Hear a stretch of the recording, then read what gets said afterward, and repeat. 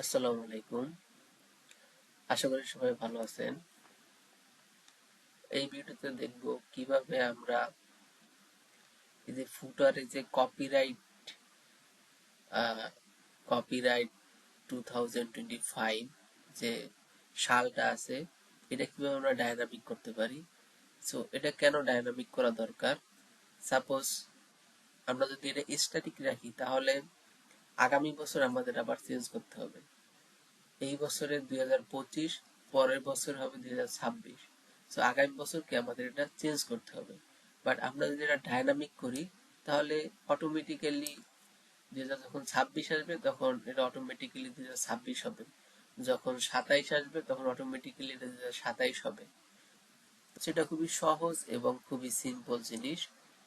তো আমি অলরেডি ফুটার ওপেন করে রেখেছি এখানে। সো আমার এখানে এটা স্ট্যাটিক দেওয়া আছে, দেখেন এখানে স্ট্যাটিক দেওয়া আছে।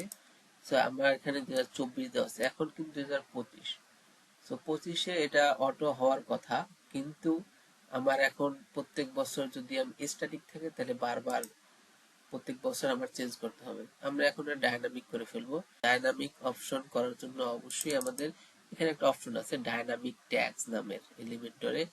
অবশ্যই আপনাদের এলিমেন্টর প্রো অ্যাক্টিভ থাকতে হবে এবং লাইসেন্স সহকারে, তাহলে আপনারা এই অপশনটা পাবেন। প্রত্যেকটাইতে এই অপশনটা থাকবে যে ডায়নামিক ট্যাগস নামে।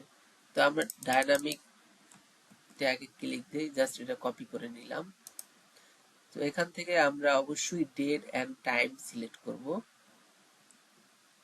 তো এখানে দেখেন current date and time option আছে, এই অপশনটা আমরা সিলেক্ট করি।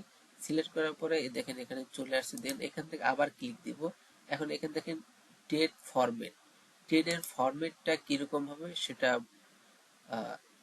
বল সেটা আমাদের বলে দিতে হবে। যেহেতু শুধু ইয়ারটা রাখবো তো আমরা কাস্টম নিব। এখানে দেখেন যে কোনো ইয়ার নাই, ফুল ডেট আছে এবং ডেটের বিভিন্ন ফরম্যাট আছে, বাট আমাদের দরকার কি কাস্টম। সো আমরা কাস্টমটা নিব।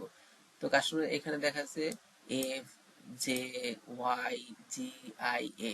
তো এইগুলো হচ্ছে ডেট ফরম্যাট, দেখেন এই যে এখানে চলে আসছে মে 16, 2025 অটোমেটিক্যালি চলে আসছে এবং কয়টা বাজে সেটাও চলে আসছে দেখেন। সো আমাদের এটা দরকার নেই, আমাদের জাস্ট দরকার ইয়ারটা। সো ইয়ারের জন্য আমরা ইয়ারটা ওয়াইটা রাখবো আর বাকি সবকিছু আমরা কি রিমুভ করে দিব। ওকে, 2025-এর আগে কিছু টেক্সট ছিল, সো আমরা কপিরাইট টেক্সট ছিল, সো সেটা আমরা অ্যাড করব। সো অ্যাড করার জন্য অবশ্যই আমাদের এই যে অ্যাডভান্স যেতে হবে।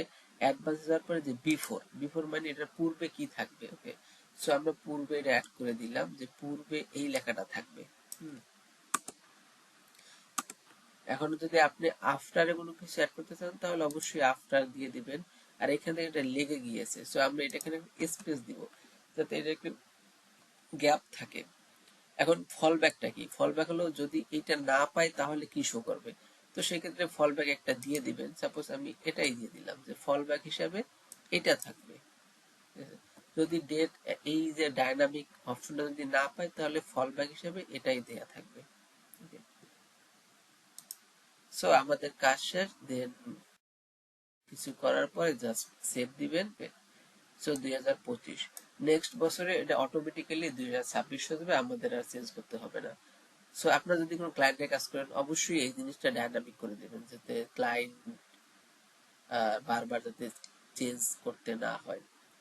সো আশা করি আপনাদের ভালো লেগেছে যে কিভাবে কাজটা করবেন এবং আপনাদের উপকারে আসবে।